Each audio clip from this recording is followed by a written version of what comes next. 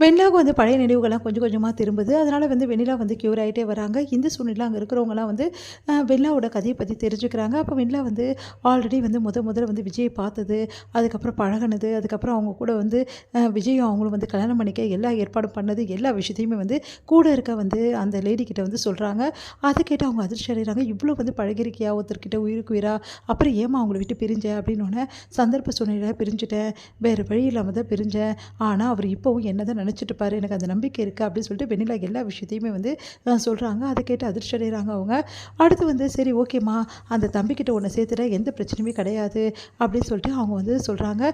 சரிம்மா அந்த தம்பி யார் அப்படின்னு சொல்லிட்டு கேட்டோன்னே அவங்க வந்து அந்த ஃபோட்டோஸ் எடுத்து காட்டுறாங்க. இதுதான் அப்படின்னு சொல்லிட்டு, இவர் தான் அப்படின்னு சொல்லிட்டு, இந்த ஃபோட்டோவில் இருக்க தம்பியா அப்படின்னு சொல்லிட்டு அந்த பேப்பரை வாங்குறாங்க. இவங்க தானே நம்மளுக்கு ஃபுட்டு வந்து டெலிவரி பண்ணாங்க, இவங்க கம்பெனிலேருந்து தானே வந்துச்சு, அந்த பொண்ணு கூட வந்துச்சு, அந்த பொண்ணு வந்து அந்த வீட்டு மருமகன் சொன்னாங்களே, அந்த மிஸ்ஸஸ் விஜய்ன்னு தானே சொன்னாங்க அந்த பொண்ணு. அப்போ அந்த பையனுக்கு கல்யாணம் ஆயிருக்கு. இந்த விஷயத்தை இந்த பொண்ணுக்கிட்ட எப்படி சொல்கிறது, ஒன்றும் புரியலையேன்னு சொல்லிட்டு அந்த அக்கா யோசிக்கிறாங்க.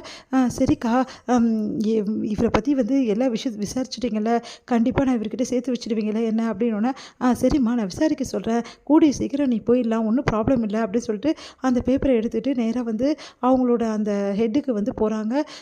போயிட்டு வந்து என்ன பண்ணுறதுன்னு தெரியலையே அப்படின்னு சொல்லிட்டு யோசிக்கிறாங்க. அங்கே இருக்க கூட இருக்க அக்கா கிட்டே பேசுகிறாங்க. இப்போ இந்த பொண்ணுக்கிட்ட இந்த விஷயத்த சொன்னால் மறுபடியும் அந்த பொண்ணுக்கு அதே மாதிரி வந்துடும், இந்த பொண்ணு இப்போ தான் குணமாயிருக்கா, அதனால் நம்ம சொல்லாமல் இருக்கிறது தான் நல்லது, அப்போ அந்த பொண்ணே கண்டுபிடிச்சப்போ பார்த்துக்கலாம் அப்படின்னு சொல்லிட்டு முடிவெடுக்கிறாங்க. விஜயும் காவேரியும் வந்து ரொம்ப சந்தோஷமாக வந்து ஒர்க் பண்ணுறது, அதுக்கப்புறம் வீட்டை பார்த்துக்கிறது, அந்த மாதிரி வேலையெல்லாம் பண்ணிகிட்ருக்காங்க. அதே மாதிரி வந்து விஜய் வந்து காவேரிக்கு வந்து ரொம்ப அழகாக வந்து கார் ஓட்ட கற்றுக் கொடுக்குறாரு. அதனால் காவேரி ரொம்ப சூப்பராக ஓட்ட ஆரம்பிச்சிடுறாங்க. நானே ட்ராப் பண்ணுறேன் அப்படின்னு சொல்லிட்டு விஜயை ட்ராப் பண்ணுறாங்க காவேரி. உண்மையிலேயே சூப்பர் காவேரி, அவ்வளோ சீக்கிரமாக எல்லா வேலையுமே நீ கற்றுக்கிற அப்படின்னு காவேரி வந்து விஜய் வந்து பாராட்டுறாரு. இங்கே வந்து குமரனுக்கு வந்து ரொம்ப சோகமாக இருக்கார். அதனால் வந்து என்ன பண்ணுறதுன்னு தெரியாமல் குமரன் வந்து ரொம்ப சோகமாக இருக்கிறத பார்த்துட்டு, ஏன்ப்பா இப்படிலாம் பண்ணுற, நீ எப்போவுமே கரெக்டாக தைச்சி வச்சுடுவேன், இந்த வாட்டி தைக்கலையான்னு சொல்லிட்டு அவர் கேட்குறாரு. தைச்சி வச்சுட்டேனா அப்படின்னு சொல்லிட்டு எடுத்து கொடுக்குறாரு. சரிப்பா நீ கவலைப்படாத, இன்னொரு வந்து கேரக்டர் இருக்குது, வேணாண்ணா எனக்கு நடிப்பே வேணாம், என்னை விட்டுருங்க, நான் இதுக்கப்புறம் நடிக்க மாட்டேன், நீங்கள் ஏதாவது ஒரு சின்ன கேரக்டர் கொடுத்துருங்க, அது வரவும் மாட்டேங்குது, அதுக்கப்புறம் நான் இதுக்காக இதெல்லாம் பண்ணணும், என்னோடய தொழிலில் நான் கவனத்தை செலுத்த போகிறேன்னு சொல்லிட்டு சொல்லிடுறாரு. ஏங்க இன்றைக்கி தாங்க நீங்கள் நல்ல முடிவு எடுத்திருக்கீங்க, இந்த மாதிரிலாம் மனசை அலப்பாய விடாமல் தொழிலில் கவனம் செலுத்தணும் முடிவு எடுத்து பாருங்க, பெரிய விஷயம் அப்படின்னு சொல்லிட்டு கங்கா அவரை பாராட்டுறாங்க. அடுத்து நிறைய ஆர்டர்ஸ்லாம் 2 பேருமே எடுத்து ரொம்ப சூப்பராக செய்கிறாங்க.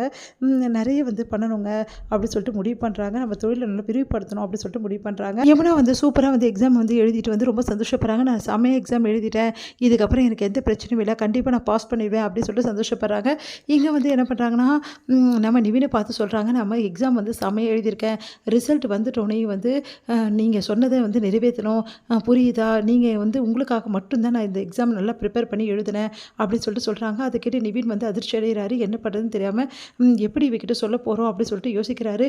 உங்களுக்கு ஒரு விஷயம் தெரியுமா அப்படின்றாங்க. என்ன விஷயம்னோடனே, என் அக்கா காவேரிக்கு வந்து உங்களை நான் விரும்புறது தெரியும் அப்படின்னோடனே அதிர்ச்சி அடைகிறாரு. நீ என்ன சொல்கிற யமுனா, எப்படி அப்படின்னோடனே, நான் தான் சொன்னேன், அன்றைக்கி வந்து ப்ராப்ளம் நடந்ததில்ல, அப்போ அக்காவுக்கு தெரியும், நான் சொல்லிட்டேன், அதனால் வந்து அக்கா வந்து என்கிட்ட எனக்கு ப்ராமிஸ் பண்ணி கொடுத்துருக்கா, அதனால் எங்கள் வீட்டு சைடில் வந்து அக்கா பார்த்துப்பா, அதனால் எந்த பிரச்சனையுமே இல்லை, உங்கள் வீட்டு சைடு மட்டும் நீங்கள் வந்து பேசுங்க ப்ளீஸ், சீக்கிரமாகவே நம்ம 2 பேர் கல்யாணம் நடக்கணும் அப்படின்னு சொல்லிட்டு போகிறாங்க.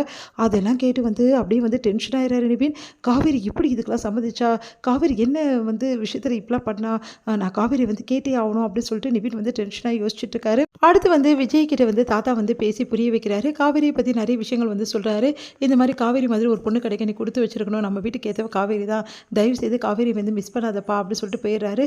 அதனால் விஜய் யோசிக்கிறாரு, காவேரி நம்ம வீட்டுக்கு வேணும், நம்ம தாத்தா பாட்டிலாம் சந்தோஷமாக இருக்கணும்னா, இந்த வீடு சந்தோஷமாக இருக்கணும்னா காவேரி வேணும், அதுக்காக காவேரி இதுக்கப்புறம் இங்கே தான் இருக்கணும், அதுக்காக என்ன பண்ணணுமோ நம்ம காவேரி கிட்டே பேசி முடிவு எடுக்கணும் அப்படின்னு சொல்லிட்டு விஜய் முடிவு பண்ணுறாரு. வெள்ளம் என்ன பண்ணுறாங்க, ஒரு முடிவுக்கு வராங்க, இவங்களால நம்மளா வேலைக்கு ஆகாது, நம்மளை கூட்டிகிட்டு போக மாட்டாங்க, நம்ம தான் இங்கேருந்து போயிடணும் அப்படின்னு சொல்லிட்டு வெள்ளம் என்ன பண்ணுறாங்க, நேராக கிளம்பி விஜய் வீட்டு வாசலாண்ட வந்து இறங்குறாங்க. அவங்க ஆல்ரெடி இருந்த அந்த வீட்டு பக்கத்தில் வராங்க. இதோடு முடியுது.